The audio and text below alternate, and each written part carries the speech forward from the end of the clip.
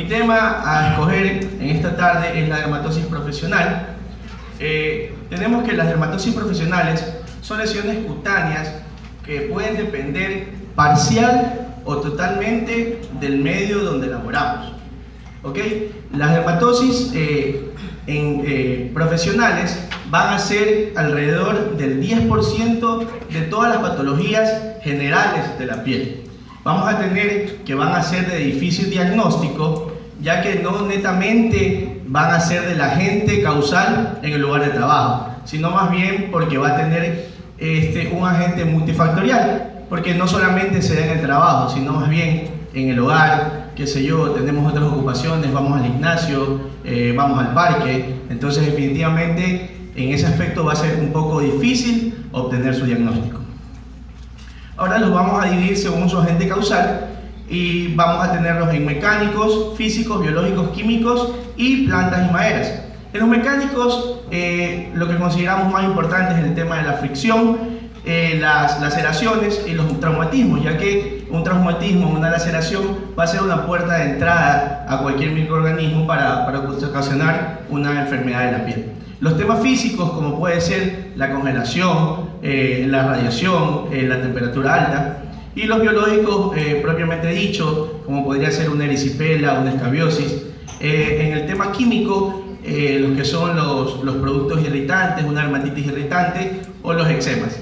Y en lo que tenemos plantas, los que ya esto es un tema más rural, o tal vez, bueno, también un poco urbano. Ya recordemos que las empresas también las tenemos ahora en el medio urbano.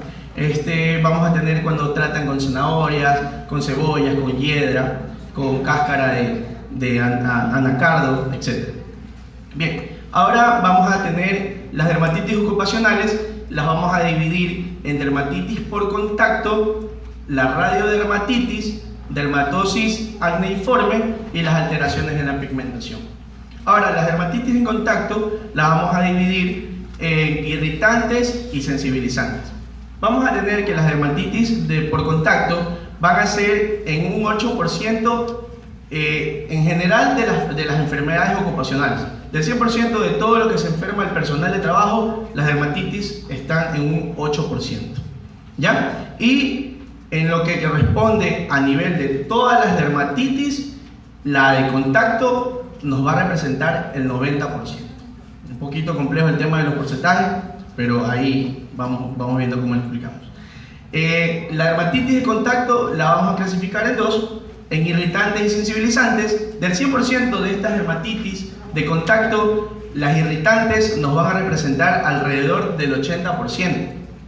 Esto va a depender mucho del grado de intensidad, de la concentración y el tiempo de contacto con estas sustancias. Y las vamos a clasificar en fuertes y débiles. Las fuertes van a ser las que con poco tiempo vamos a obtener un daño más progresivo, y las débiles las que van a ser con un contacto prolongado y que va a demorar mucho tiempo en presentarnos estas manifestaciones.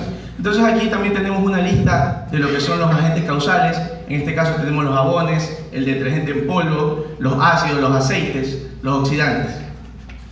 En el cuadro clínico vamos a ver la dermatitis aguda con la irritante. La dermatitis aguda vamos a tener lo que son un eritema, que es un enrojecimiento de la piel, que podría llegar incluso a pústulas, ¿ya? Y la dermatitis irritante crónica, que bueno, por su nombre propio lo dice, crónica, también va a tener un pequeño eritema a nivel dorsal, palmar, y esta de aquí se va a caracterizar porque va a haber escamosis y se va a escamar la piel del cuerpo. Ok, ahora del 20% que nos queda, van a quedar las dermatitis sensibilizantes. Estas de aquí van a ser producidas por reacciones alérgicas a agentes químicos, como por ejemplo el cromo, el níquel, el cobalto, el plástico, la resina. Aquí también vamos a tener un cuadro clínico donde lo vamos a caracterizar por dermatitis contacto alérgica. Aquí el prurito es frecuente, pero no es diagnóstico, porque recordemos que el prurito, hasta por el calor, por el clima, todas las personas nos da. Ya, pero sí es más diagnóstico el eritema y el edema. A su misma vez, la dermatitis por contacto alérgica también va a haber eritema y edema y pústula, pero aquí vamos a agregar el tema de las escamas. Entonces vemos que en general el tema de la descamación de la piel con más frecuencia en las manos se va a dar en el tema crónico. Ok, ahora lo que nos queda de las otras dermatitis, nos queda la dermatitis por radiación. Estas aquí van a ser lesiones cutáneas que se van a producir por exposiciones a radiaciones ionizantes. Entonces las vamos a dividir en dos: la fototóxica, que suele ser las dermatitis que van a estar expuestas al sol. Por ejemplo, en el personal que labora en una construcción donde están más expuestos todos los días al tema del sol, y la fotoalérgica, que se van a desarrollar por superficies no expuestas, en lugares de oficina, de trabajo. Ok, el cuadro clínico de estas dermatitis las vamos a tener por grados. Las agudas se van a presentar por lo que es eritema, por lo que es la pérdida del cabello, pérdida de cabello transitorio. Cuando ya es más grave la vamos a tener con pérdida del cabello permanente, y cuando ya es un poco más crónica, más extensa, la vamos a tener con una necrosis profunda, escaras y úlceras que dejan incluso secuelas en la piel. Y las crónicas, que vamos a tener la atrofia de la piel, vamos a tener cambios en la pigmentación y riesgos que se formen úlceras o carcinomas cutáneos. Okay. La dermatosis acneiforme la vamos a dividir en el aiconiosis y el cloracné. Esto de aquí va a estar más relacionado con el trabajo, un poco con el desaseo, tal vez un trabajo en condiciones de suciedad, o cuando el trabajador ya de por sí viene de base con puntos negros, con comedones, y por supuesto agregar la exposición excesiva a líquidos de cortes insolubles. Ok, entonces tenemos que la iconiosis la vamos a tener porque va a ser un acné por hidrocarburos, exposiciones crónicas a lubricantes, personas que trabajan en bombas de gasolina, que trabajan en talleres. Específicamente es más frecuente en mecánicos, ¿sí? Y su aparición es facilitada porque, bueno, recordemos que realizar estas actividades muchas veces nos impide el tema del aseo frecuente, el lavado de manos, que es tan importante en toda actividad.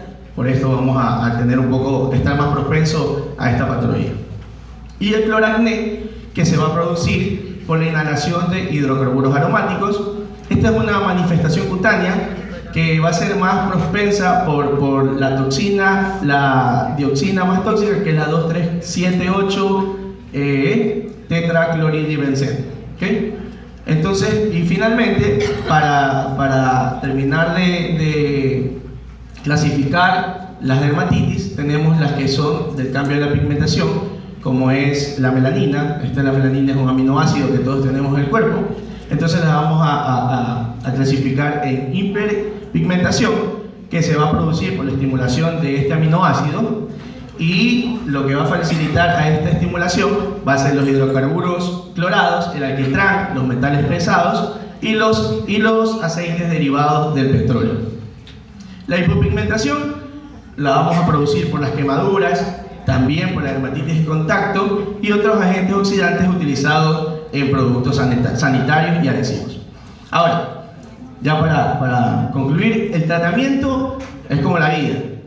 Todo lo que hace daño hay que alejarse.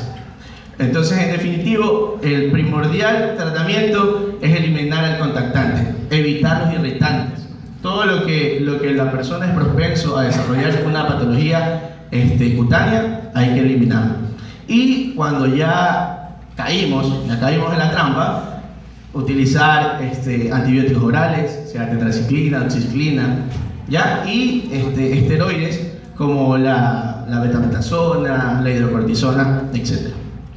Ahora, como tema también más importante, siempre prevenir antes que pase la situación, vamos a tener la prevención de las dermatosis. Se van a clasificar en individuales y colectivas. Ok, individuales, cuando en grupo de trabajadores evitan el contacto con una con una sustancia, con algún químico o con un agente biológico que nos va a crear esta infección cutánea. Y individuales, cuando va de acuerdo al aprendizaje, a la capacitación del personal.